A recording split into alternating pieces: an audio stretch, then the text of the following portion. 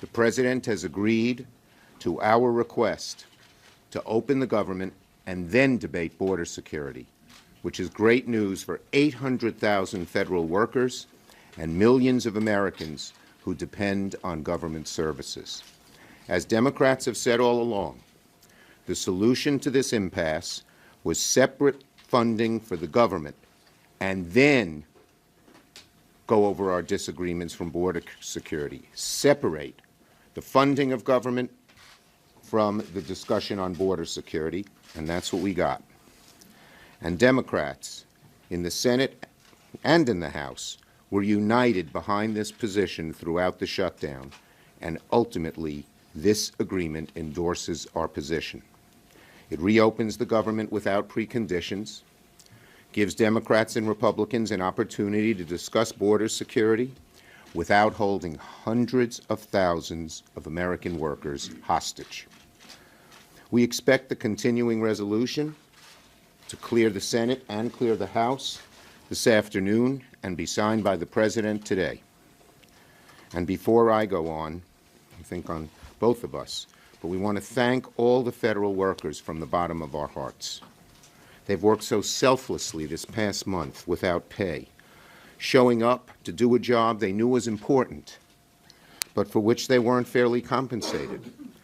The workers showed up despite the callous indifference of the administration, who treated them as hostages, who treated them as pawns, who belittled their financial strain. Our dedicated public servants should never, never have to go through this again. We will do everything we can to make sure they won't have to. And this past month has proven just how vital government services are to the American people, whether it's our food safety, our airports, our national parks, our economy, our national security, and so much else. The American people do not like it when you throw a wrench into the lives of government workers over an unrelated political dispute. Working people throughout America empathized with the federal workers and were aghast at what the President was doing to them. Hopefully now the President has learned his lesson.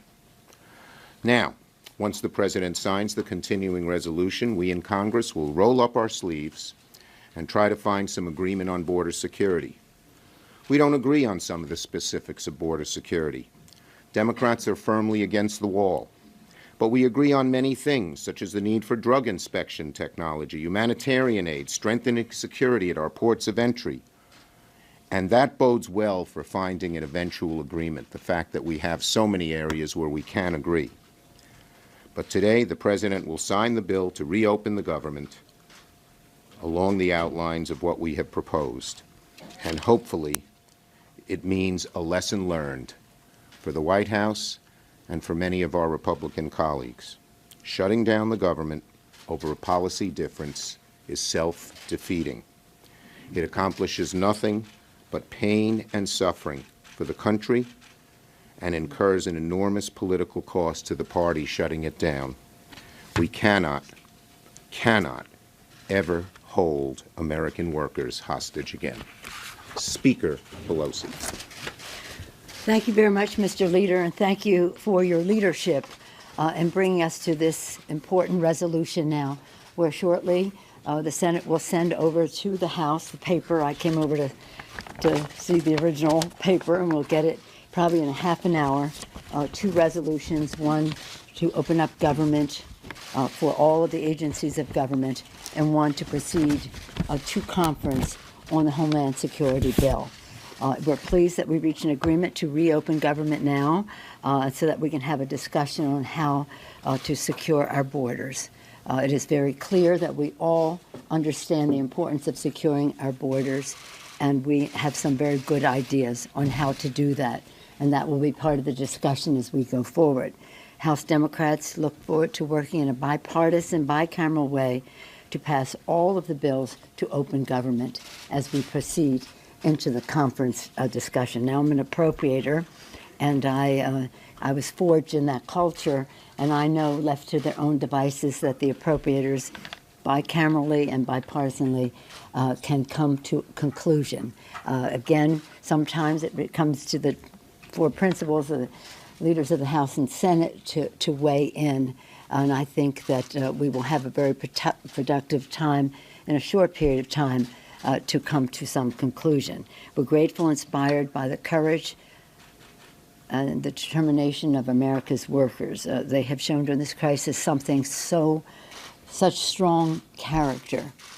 But nonetheless, they have to pay the bills when they come due, whether it's a rent check, paying their mortgage, their credit card bills, their car payment, the list goes on.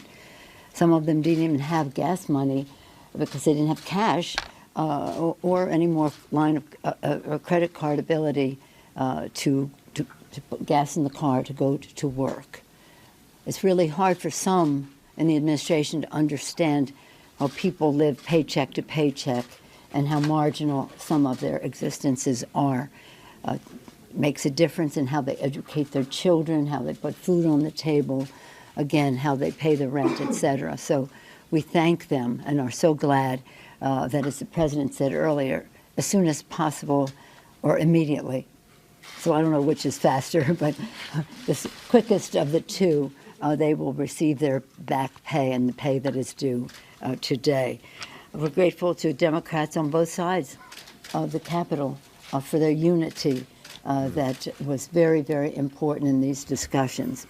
It's sad, though, that it's taken this long to come to an obvious conclusion. We talked about missed bills and financial security being shaken, sometimes questioning, putting in question the credit, how people's credit is viewed. And that's particularly problematic for our veterans, many of whom are in their jobs with security clearances.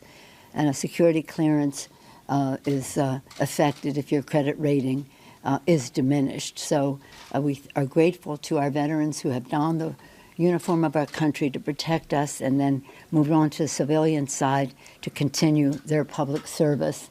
And we want them to have all the respect they deserve, as well as our other public employees, federal employees, who are working so hard to meet the needs of the American people. We value their purpose. We appreciate their diligence in performing their jobs, whether, as the leader said, keeping us safe and in terms of civilian aviation, whether it's the FBI, other areas of public safety, but also just in so many ways, whether it's food safety and the rest. The list goes on. You're familiar with it. But we don't want in any way any shutdown of government to diminish the respect that we have for the purpose of our public employees and the excellence of their service. Disagreement in policy should never be a reason to shut down government, really shouldn't, especially, again, for a period of time that has an impact on the paychecks. I'm sad it has taken this long. I'm glad that we've come to a conclusion today as to how we go forward in the next 3 weeks. And again, I salute the minority, the Democratic leader in the Senate, for the work that he did to bring this. Because in the House we passed 10, but 10 times we passed the bill. Working with our leadership, Mr. Hoyer, 10 times he brought bills to the floor to open up government. And the most recent one that was presented on the Senate floor yesterday was so simple. $12 billion for disaster assistance and open up government for 2 weeks. The Republicans said no. I think the public weighed in. And I quote Lincoln all the time, public sentiment is everything. With it, you can accomplish almost anything. And we thank the public for weighing in so strongly, for paying attention. And I think that will be the success of this conference. Again, as an appropriator, I participated in many conferences when we used to have them. This conference, that the public awareness is so increased and the public interest in it is so sharpened that they will see what the decisions are that we have to make and help weigh in on those decisions. I thank you again, Mr. Leader. Okay. Wait. One at a time. Come on, one at a time, please. Wait a minute. Are you recognizing Nancy? The president has wanted this wall funding for a long time, but it wasn't until Democrats won the House that he really went to the mat for it. How much of all of this do you think is about the new power dynamic and his desire to show you who's really in charge? I don't get your question. I mean, the point is today we have come to a way to go forward to debate the best ways to protect our border. I don't see this as any power play. I see. I'm referring to the past 36 days and the fact that he held out over wall funding. Well, if you're saying that the president held out over wall funding to show who was in charge, I think that's quite a bad statement to make about any leader in our country. But what I do say is let's go forward, get this done. The leader mentioned lessons learned and hope that people know that we cannot hold our public employees hostage because we have a disagreement. For how many, 34 days, is it now? Over 1 month, having an impact on their lives. So I don't want to make any characterizations of the president's motivation. You'll have to ask him. Go ahead. Go ahead. Speaker Pelosi, did the president underestimate you politically? And can you assure the public that there won't be another impasse in 3 weeks? Well, I can't assure the public on anything that the president will do, but I do have to say I'm optimistic. I see every challenge or every crisis as an opportunity to do the right thing for the American people, and at the same time make people aware of what the decisions are that we have here, and hopefully that will make everybody come together in a way that is unifying for our country. I can't characterize the president's evaluation of me. I just say one more thing in reference to that. I suggested to Leader McConnell that we use a conference committee format. That conference committee has Democrats and Republicans, House and Senate, sitting at a table, has worked very successfully on Homeland Security and everything and all the other bills that haven't been signed over the last several years, even when the Republicans were in charge. And so I'm very optimistic that the conference committee can come to a good conclusion and we can avoid another shutdown. Go ahead, Cheryl. The State of the Union go on as planned now. The State of the Union is not planned now. I don't get that. What I'd said to the president is when government is open, we will discuss a mutually agreeable date. And I'll look forward to doing that and welcoming the president to the House of Representatives for the State of the Union when we agree on that mutual agreeable date.